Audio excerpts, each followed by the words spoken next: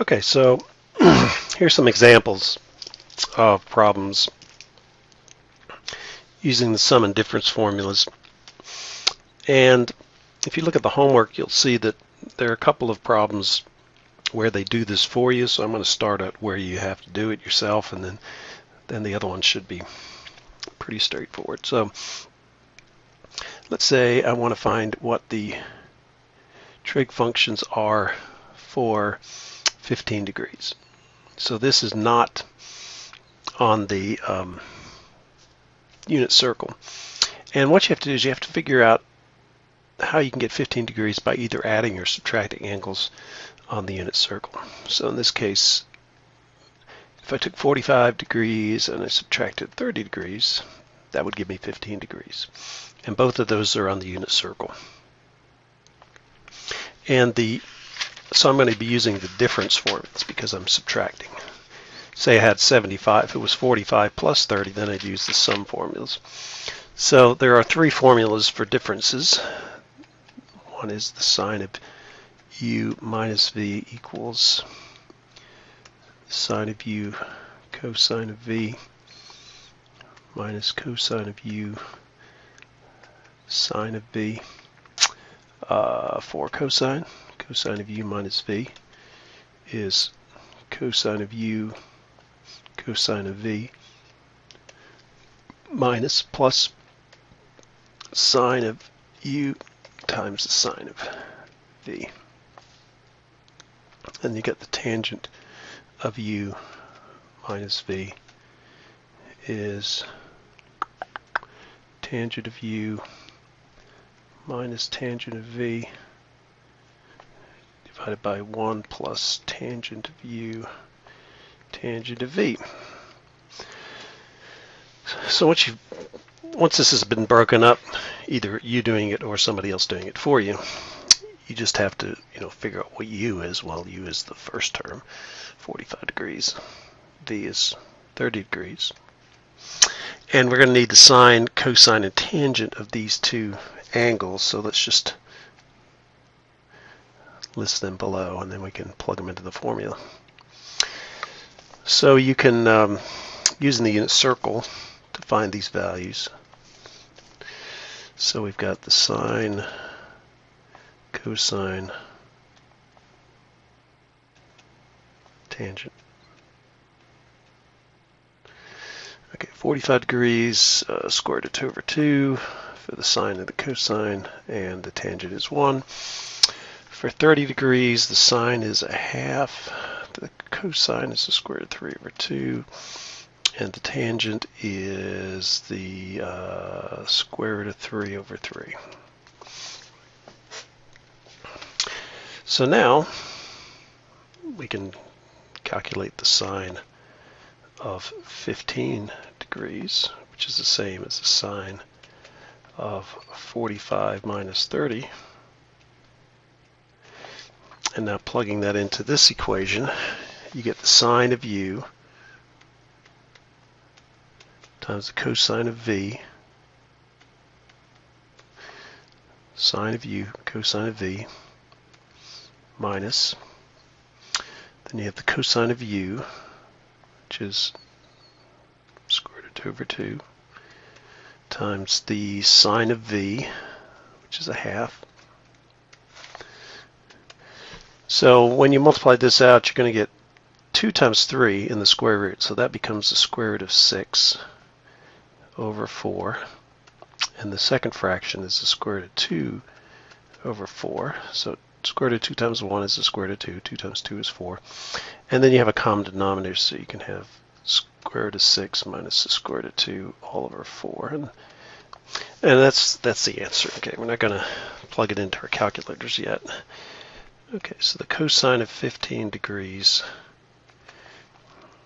is the cosine of 45 degrees minus 30 degrees.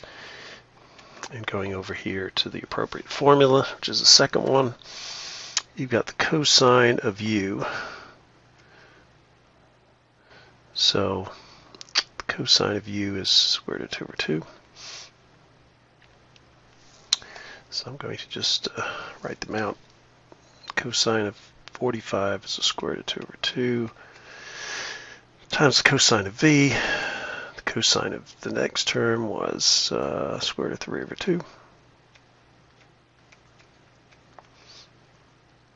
minus, something doesn't seem right. Oh, no, it's okay. It was just the sine of u and the cosine of u are the same thing. You see the second term is the cosine of v, so that does make sense. Then you have the sine of u, which is the square root of 2 over 2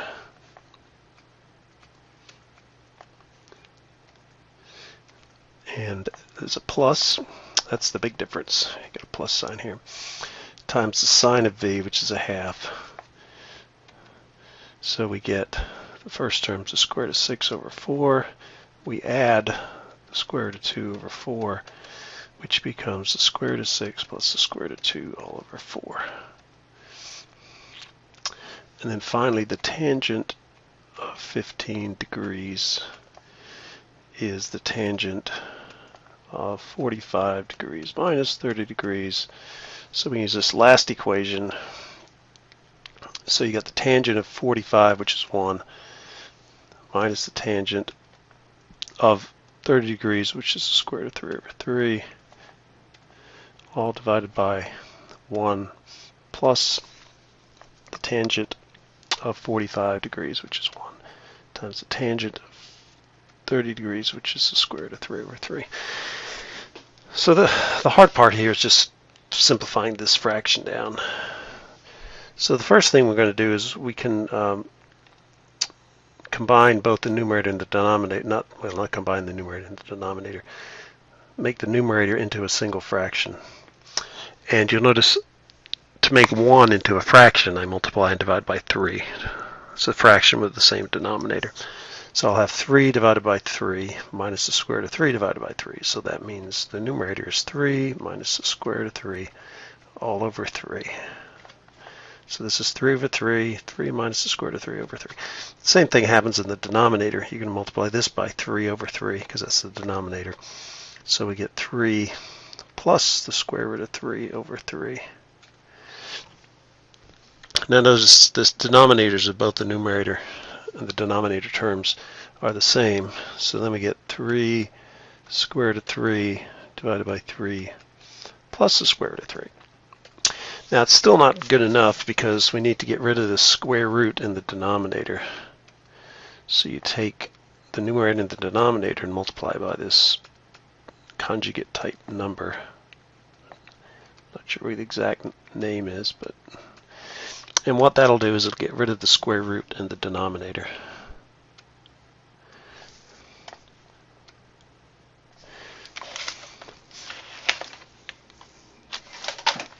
So using FOIL, the numerator we get 3 times 3, which is 9.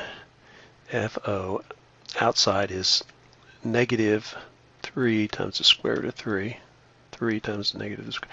And the inside is the same thing, negative 3 square root of 3. And then you have the square root of 3 times the square root of 3, negative times the negative. So that becomes plus 3. Square root of 3 times the square root of 3 is 3. And then we divide by the denominator, which is 3 times 3, which is 9. The inner and outer cancel out. And the last is minus 3 because we have square root of 3 times the square root of 3, which is plus 3. But you got a plus and a minus. So now we can combine the two non-square root terms and the two square root terms. So 3 plus 3 is 6. And then we divide by 6. 9 minus 3 is 6. Final answer, both of these are divisible by 6, so you get 2 minus the square root of 3. So now we're going to go back and just double check using our calculator. But if you just do this last step here without doing the intermediate steps, you get Zippo credit because you can use your calculator to confirm that you did it correctly, but you're not going to be able to use it to solve the problem. Why is that? You're like, why can't I just use my calculator to get the same answers? Because the whole purpose here is to verify that these equations work, and the only way you can do that is to plug in numbers. Okay, so if you make sure your calculator's in degrees, and then just do the sine of 15. So the sine of 15 degrees, go ahead and do this just so you make sure you know how to get your, so that's what you get. Now if I perform this calculation, so I take the square root of 6 minus the square root of 2, that's going to be 1.035. I'm going to divide by 4. So when I do this calculation, I get 0.2588. So that's right. Likewise down here, you can use your calculator, cosine of 15 degrees. And I get 0.9659. And if I take the square root of 6 plus the square root of 2 instead of minus, I'll get 3.863. And I divide by 4, and I get 0.9659. Now, if I, just for interest's sake here, if I take 0.2588 squared plus 0.9659 squared, I'll get 1. Sine squared plus cosine squared equals 1. So if you want to check that out. And then finally, the last one here is the tangent of 15 degrees.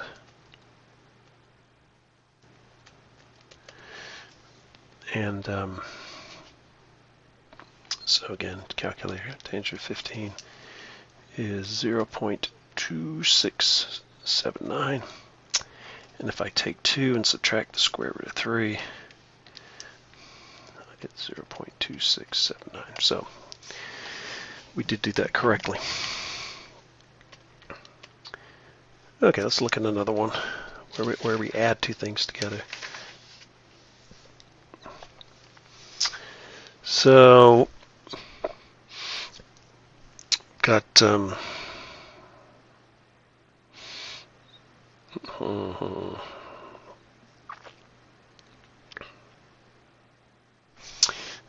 I think this is you can do this in addition. So 5/12, 5 pi over 12. So that would be 2 pi over 12 plus 3 pi over 12. And 2 pi over 12 is the same as pi over 6, which is on the unit circle.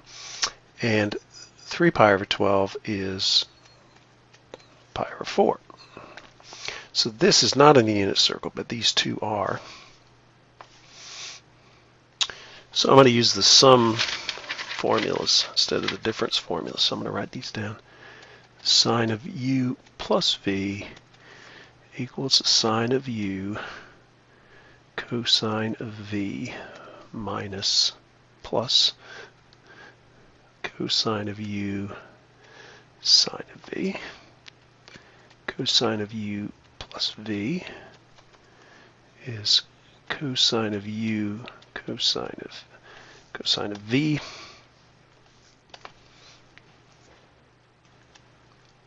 plus the sine of u sine of v. And there's a minus sign there instead. My biggest problem here is just whatever the word is, writing them down. And then you got the tangent of u plus v is the tangent of u plus the tangent of v divided by 1 minus the tangent of u tangent of v. So in our case, u is pi over 6, v is pi over 4. So the three trig functions we need are the sine, the cosine, the tangent.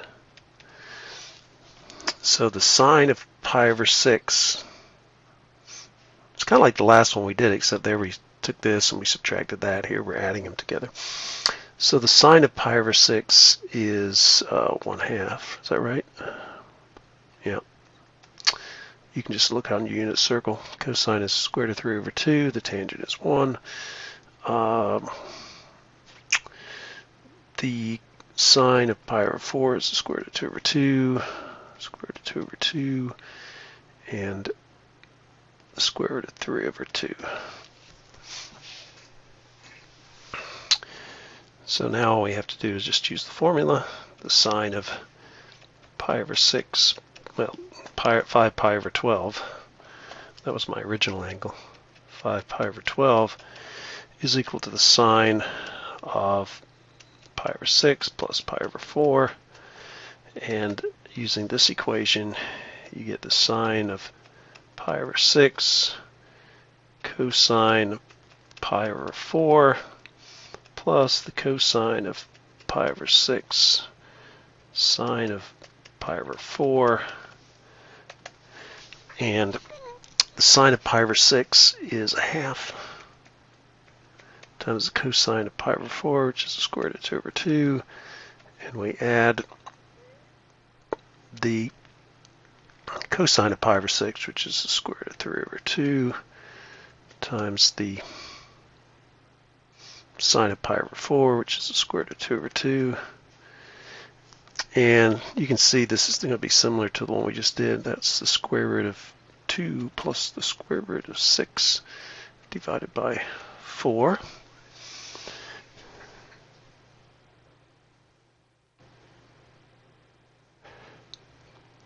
And I was just thinking about this. 5 pi over 6 is as close to pi over 2 as,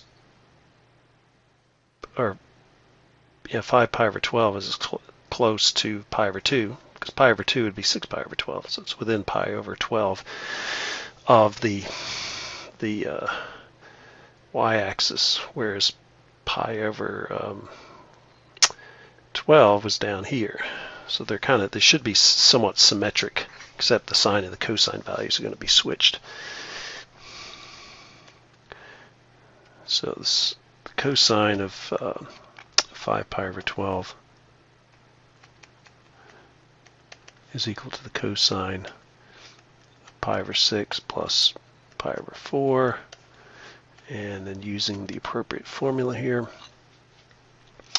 So you've got the cosine, well, the cosine of pi over 6.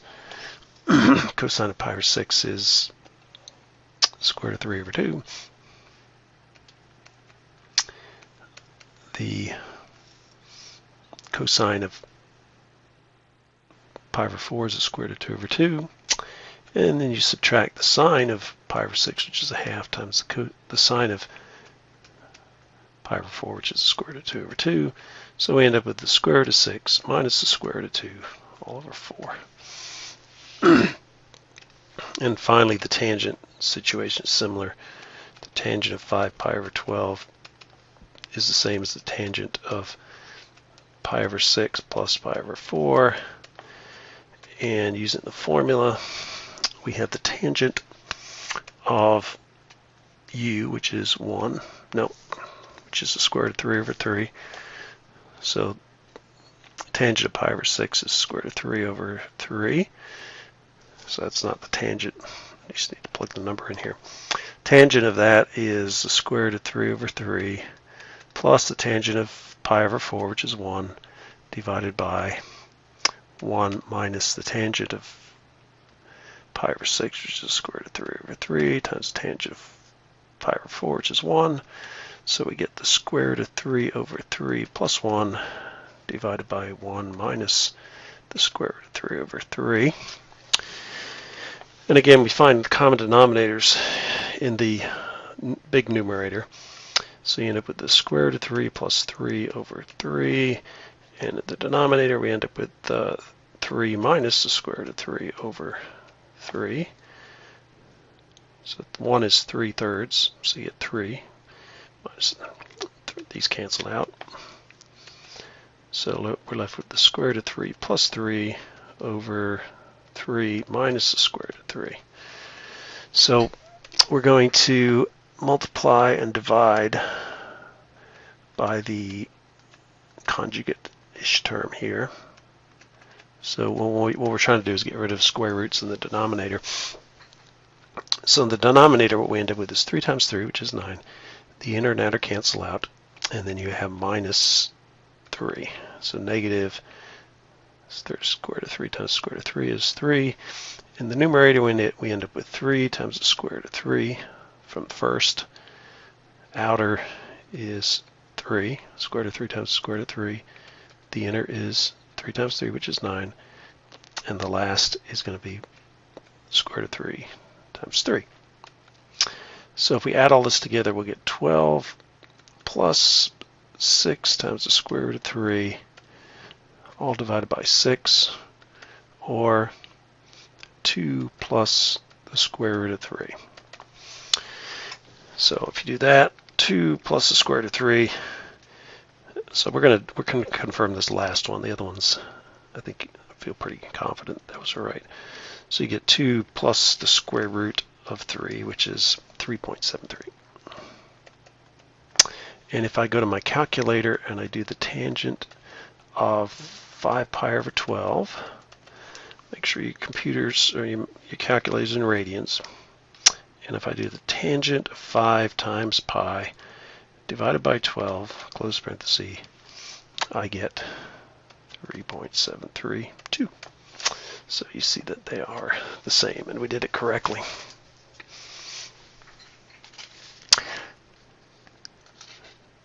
So those are the only examples I'm going to do. That's the gist of all these problems, and I cut some problems out because it was just taking too long to do it.